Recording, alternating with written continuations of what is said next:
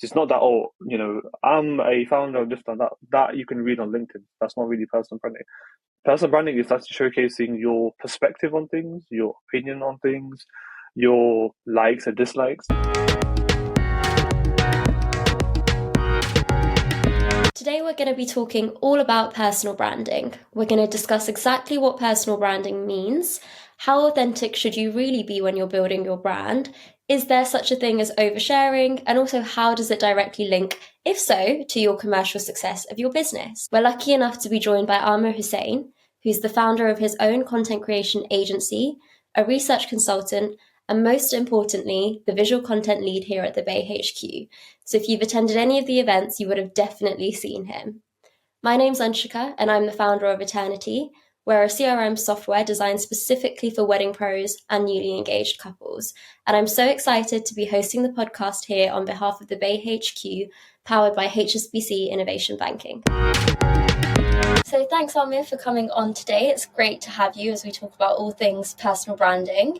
I'm sure you would agree, and many people here would agree, that you're quite the expert when it comes to the topic. So we're very excited to have you on board, and I know I'll especially be learning a lot from this session.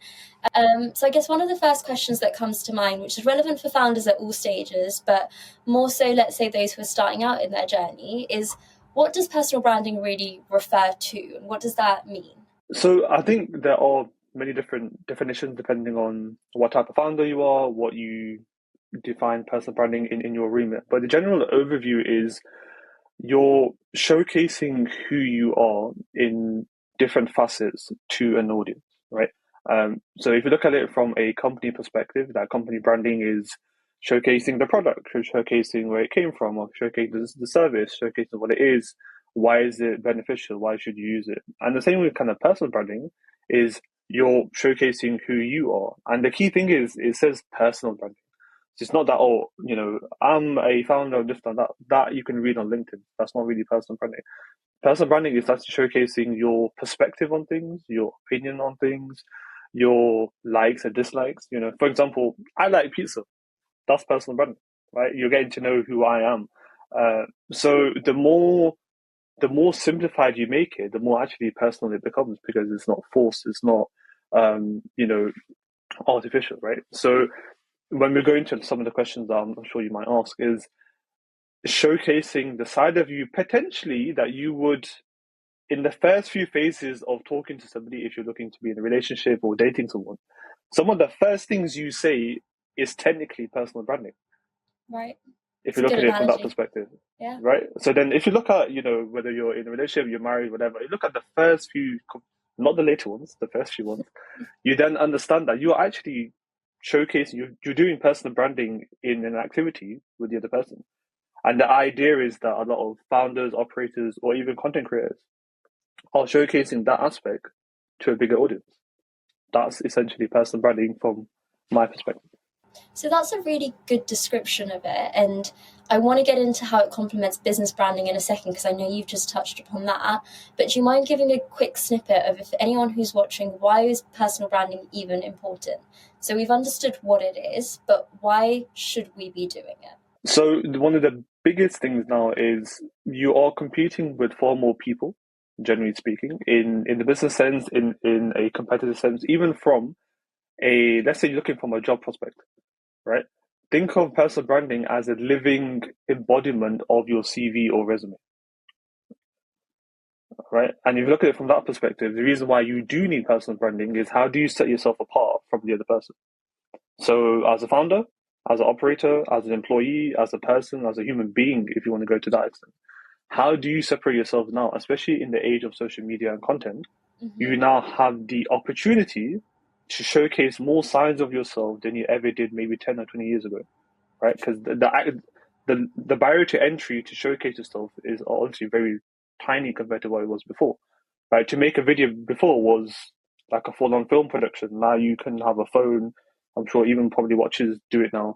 So the barrier to entry is a lot lower. So then you need to differentiate yourself from the masses or competition or another company, right? So if you look at it from even an employee perspective, if you're now going for a job and stuff like that, and you have your LinkedIn profile, your CV, whatever, Personal branding can also embodiment what you have put on that LinkedIn profile, what you put on that Instagram page. Because some companies will look at that. Not all, but some companies, depending on the job you're going for. And then if you're going into like operators and founders, same thing applies, right? You going to an event and people say, hey, yeah, I saw you went to that event last week and you ate, again, using the same pizza analogy. That's personal branding. People are starting to learn more about who you are. Yeah. Forget the company. The company has its own marketing plan and branding, but they started to buy into you. And one common theme that we'll address later on is that people buy into you in terms of your personality. The more you showcase your personality, the more they feel closer to you and the more they trust you. That's how powerful personal branding can be. I guess it's so interesting you've touched upon that because it does, you're unintentionally building a rapport with someone you haven't even met yet, which is quite a tricky skill to do. But where we live in a world where everyone says you are your network, it's really important because I think you already then have that understanding of, okay, what kind of an individual is this? And like you said, they love pizza. It's a talking point, which is great. Mm-hmm. Amazing. And I guess because you've briefly touched on business branding, a question that I always have, and I know that founders and I always talk about, is should your personal branding and your business branding be complementary, work in parallel, work in sync with each other, or should they be kept apart? We'd love to hear kind of views in your experience as well. So, in my experience, I've seen both work. So, when your personal branding has no affiliation to your business, and it works because you're building, as you said, your network is your net worth.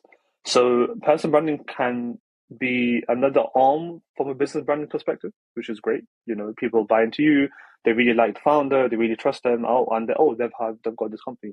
Great, that also works. But from another perspective, if your personal branding is about you playing golf and your business is about VC equity or capital, something like that, they're not mutually exclusive. But even at that point, people still say, okay, this person's a real human being. He does general stuff. Okay, he might be what they call either legit, it might be, okay, clearly trustworthy. So it doesn't have to affiliate to your business. Sometimes it works in your favor when it's not, because it's kind of, you don't have to be mutually exclusive in a way. So if you were to choose, let's say, for example, let's say founder sitting from me, what should I do? If you feel very natural for your personal branding to be affiliated with your business in somewhat shape or form, it is an asset, right? Now, again, it doesn't have all your stuff doesn't have to be about your business because then it becomes artificial because you're trying to force it, putting it in somebody's face that, oh, there's, my business company right behind me. But generally, if you can document more about your personality, more about who you are, likes and dislikes, people, as you said, start to trust you, build that rapport. And if there's subtle things that naturally occur that are in relation to your business, for example, a classic way to show this in an example is behind the scenes. You, as a company, might show the marketing plan about the origin story of where the service or product came from, but the behind the scenes can be your personal branding aspect, right? Where you, as founder, are talking about it. And again, you're not lying because it is behind the scenes about something like that. And then you got to remember your personal branding are also your emotions, your feelings. Mm-hmm. If you say on your LinkedIn video profile that something you don't know about me is that I actually really struggled with da da da. You saw the company picture, which is me smiling and winning an award, but I was crying the day before because of this or that. That's you being authentic. That's you being yourself and say that, look, I'm being real with you. I'm being honest with you. I'm being, genuinely, this is how I felt. And that's also showcasing you as a person, right? So I think they don't have to affiliate to your business. If it doesn't, it's also good for you as a person because it's personal branding. It doesn't have to be affiliated to the company. But I do think in this day and age now, it is an asset to have the affiliate. That's really helpful to know because I think especially for me, and where you've mentioned there that you could be having a really good day one day, but the day before you would have been crying, it's really interesting because it's that fine line between actually in your personal branding, how authentic do you want to be? Because there's benefit to being authentic. But I know as a founder, I'm, for example, thinking, okay, my investors are watching, my clients are watching. And I very think true. then it's about understanding, and I guess it'd be interesting to hear your views, but is there a one solution fits all, or is it very personal to try and understand how authentic you want to be in your personal branding? I think if you're every person is different in terms of what they can tolerate, in terms of what they feel is acceptable to share or what they feel comfortable to share. And that's your kind of own journey. But irrespective of what that threshold is for you as a person, what you can't do is just sit on the sidelines and wonder what if, right? There's a difference between what is and what if, right? You will only know that threshold if you trial and error, right? In aspect of you can speak to your fellow colleagues, fellow founders, to say, look, I was thinking about sharing this and this. What are your thoughts? And then you learn and you iterate along. Now, it's a very good point you mentioned regarding, oh, what if my investors see this? One argument could be that if your investors see that you're being authentic and it's a problem, that's a reflection on them, not Yeah. you. Because what is the issue about you being authentic? You can share the numbers, say, look, based on my kind of personal branding, it's actually showed more authenticity to the company. Numbers are still great, all of that, founder number talk, which obviously I'm not very familiar with. It's that, there's no issues with the metrics that you are very obviously focused on. So why is me being authentic a problem to you? It's a question you're going to ask a lot of people, right? And I think it's your own personal journey, and that's like the personal branding is. But what you can't do is just sit on the sidelines and say, but if I say this, somebody might say this, and then he might say that, and then she might talk about this. You'll never post anything in your life, right? Say with your company, you would never post anything about yourself if you focus on what other people may or may not say. And it's this classic kind of spotlight kind of analogy a lot of people use, where you feel it in the spotlight, but actually 99% of people don't care. They really don't so that also is very important when you're looking at how to build your own personal brand, right? And again, we go back to the other question before that. Your personal brand, just you might be in like the university or equity space, but you might really love food. You can tell I'm quite hungry in this podcast. Sorry to notice, but you can tell that you are into a hobby or an interest or exercise, and that can be your personal branding. That you're documenting something very different, but you're being true to yourself. Is what I'm trying to get at with personal branding, whether it's related to a business or not. It's as long as you're being true to yourself, people will buy into you. To your point, people buy into people, right? Very true. And even with a company, people buy into the founder or the person who's a figurehead of the business, right? And that's more important now than ever before. Especially in early stages, it's what we're hearing more and more of, is you should be showcasing your journey. And I guess that building in public, that's where it comes from. We hope you're enjoying the episode so far. We just want to give a quick shout out to our headline partners, HSBC Innovation Banking. One of the biggest challenges for so many startups is finding the right bank to support them.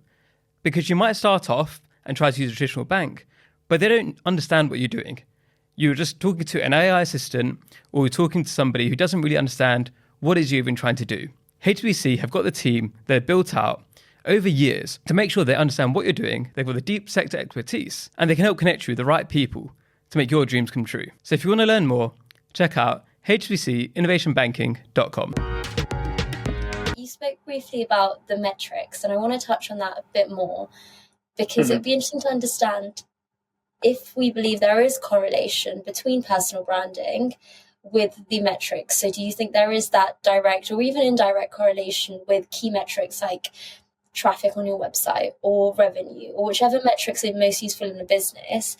It would be really interesting to understand, because naturally the time that we spend on personal branding is time that we could spend on business branding or business strategy or business sales. And like they say, time is money. And so can we quantify it, do you think? Oh, really good question. I think it's if you're looking at like, if you spend an hour on personal branding, you could spend an hour on helping other aspects of the company. So what I would try and advocate is that although this is not for everybody. So what I'm about to say might be slightly controversial, but I do feel a lot of your personal branding is done in your own time, away from the company's time, if that makes sense, right? Now, again, as operators, there isn't a 9 to 5, right? You're working all the time. I get that. But generally, most part of the day is dedicated to running the company, running the business and stuff like that. That's fine. A lot of personal branding is done in your own time, like evening, weekends, whenever you're kind of free. So I don't consider personal branding kind of eating away at a company's time or operating time generally. And that's when I feel a lot of personal branding should be done. Like before you start checking your emails, you could start making a post about something. And when you're working with your the rest of your team or stuff like that, think of a lot of your. Let's say, for example, you've got a new service being launched, right? Let's look at it from a actual working example. Let's say, right, you've got a new service being launched, and from the company perspective, you need to document maybe the content behind what you're going to share, why this new launch is really important. You're going to share it on LinkedIn, on your website. You're going to run an ad on Facebook, for example. Da, da, da. That's Yeah. you doing company work, let's say. It's not far or not difficult to say that within that time, if you had your iPhone out and you were documenting, deciding that, did you really take out too much time to do that? Probably not. And it's being smart about how you can document the journey, right? If somebody who's part of your team is just took a photo, that's it. It took what, 3 seconds to take a photo. And then whenever you are struggling because you're here at writer's block and you share a LinkedIn post about day in the life of me working as a founder, I decided that, you know what, I want to do this, something related to yourself. That didn't take up too much time, right? So I think you can be quite smart with your time to reduce the task switching between, you know, you as a company, as a founder, and then you as a person trying to build a personal brand. You can be Mhm. quite savvy and smart with it. I do respect that, you could have spent more time talking to an investor, more time building this ad campaign. I get that. But you have to look at it from a long-term strategic perspective. You you maybe reduce your work for maybe an hour or a couple of hours in a week, for example. But the long term is your network will 10x in a couple of years because of people now know who you are because of the personal branding and the personality that you've now been able to share. So kind of the short term versus long term strategy. Same within the founder's perspective, right? The same thing applies. Think of personal branding as an asset for your company. Think of it like that. Yeah, and I love that because I guess what you said there is be savvy with it. And as founders, efficiency is one of our key skill sets that everyone's born with. But yeah, I think that was a really good point and really a valuable lesson for us to learn from it. But also the element around look at personal branding to have kind of a compounding effect. Like you're not going to see results overnight, Massively. but like he Mm. said, the long term, doing that 1% a day, it will compound into, like he said, a 10x Mm. network. Amazing. I guess on that point as well, it would be interesting to hear from you around at what point do you think a founder should focus on their personal branding? Because naturally, if you're a startup founder, you may be solo, you may not have a co-founder, may not have a team, maybe you have less time to spend. And I appreciate your point around do it outside of maybe your work hours if you do have any. But is it ever too soon to start personal branding? Should it be something that someone's doing maybe even in ideation stage? Or is it beneficial once you maybe have a bit more meat to the bones? What are your thoughts there? So there's a few ways to look at this. So imagine I'll give you an example and you tell me what you think, right? And this will give you an answer regarding this. So everybody knows Amazon, everybody knows Jeff Bezos, right? Imagine he documented his journey when he was in that very famous photo of the Amazon sign on the side. Imagine he focused on personal branding and documenting the journey. Imagine how powerful that would be now, showing the inside ups and downs to create obviously what is one of the most unique companies in the world in terms of obviously how big Amazon is. Yeah. Most founders would look at and would love to see the juice behind how he developed himself. So in that perspective, earlier the better. Right. So then you're looking at, okay, let's say you've asked, what about at the ideation stage? Now everybody will look crazy until the company is successful. Then everyone thinks that that person's a genius for personal branding right at the start. So you might look like, let's say, you might look like an idiot about showcasing your journey from the ideation stage, and you might be looked like, what are you doing? Like, who are you? What is this company? But then when it develops into something like Gymshark, for example, and you saw this person in his bedroom filling up parcels and then showcasing, you know what, this is how I started. You're showcasing who you are as a founder early on. That's incredibly powerful because then people buy into you even more because they've seen more and more of the journey from the origin stage. So if we look at it from that perspective, it sounds like the earlier you do it, the better. However, you made a valid point that in the early stages, your focus is trying to get the company up and running, trying to start to build revenue and stuff like that. And I think you also, it's kind of like a duality perspective. You have to look at it as part of the company and not part of the company at the same time. So, for example, as a founder, your whole life will be around the company, of course. It's all day, every day, twice on Sunday, that type of thing. I get that. Exactly. But you will have moments where you won't switch off, but you will be doing something else. And if you're able to look at it as, I want to just document my journey for myself, see how I progress, see how I talk, see how I improve, all of that stuff. That's also a kind of personal branding that can be done in different aspects, right? So I think that's going to be something that a person can do at the ideation stage. Somebody can do when they may not have a team or stuff like that. If it's just a priority for you, you will make time. Everybody knows this, right? Anything that, if you think of it as a priority, then make time. Then if you look at it as, okay, not right now, not what does it cost me now? One of the best calculations people talk about is trying to calculate the future cost of your current decision. It's a very powerful metric to try and understand. So you can then look at calculating the future cost of you documenting your journey now. Actually, it's actually not that bad, because it could be such an incredible story to tell, to say, so you might be looking at me now with having X amount of revenue a month, but here's this photo of me in my bedroom, wondering, should I give this company up? Not knowing about what LTV is, or, return on ad spend and stuff like this. That's showcasing who I am. And again, here's me eating pizza or showing my first sale or something like that. That's also showcasing who you are. So I do feel that if you feel this is a priority, you know what your assets are and priorities are right now. It might be, do you know what? We need to build this app. I don't really have much time to document it. Fair enough. But there will be elements where you can document properly. You don't have to document everything, right? You don't have to have a camera on yourself all day, every day. But just moments. It just have to be photos. And I think that is really, really important. So I do feel people can have that in their life. To your point around showcasing, document the journey, it doesn't take long.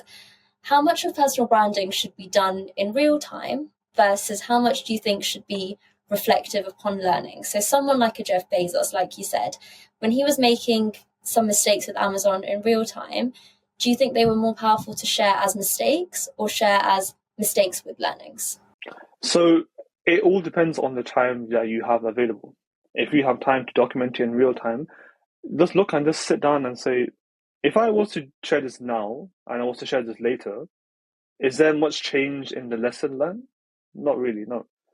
And if it isn't, then you might have more time to share it later in your own time, as opposed to trying to prioritize it, one piece of content over something that is probably more important in your company, right?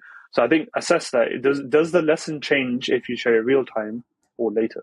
And once you know that, you know what to do. Fine. Okay, amazing. And I guess moving on ever so slightly, a question that we hear a lot is business branding. We're all used to having content pillars, having a strategy, and having a call to action in every and any messaging you're putting across. What are your thoughts on that for personal branding? Do they need pillars, call to actions, or should they really just be authentic and kind of naturally getting the messaging across? I think there's no harm, and you'd be naive not to have some sort of benefit to your personal branding in a way. Again, you can be the one who's truly a authenticity guru and don't want to share anything, just use documenting. Fair enough. But again, going back to what we said before, if you're keen to have it relate to your business organically, then yeah, you can have it subtly have some CTAs towards something of importance. You might be showing the behind the scenes. So I think naturally those content pillars form themselves because it's you. You already know what you like and dislike, what you want to talk about, what you want to build and showcase who you are. So they naturally evolve. You might want to note them down, that's fine.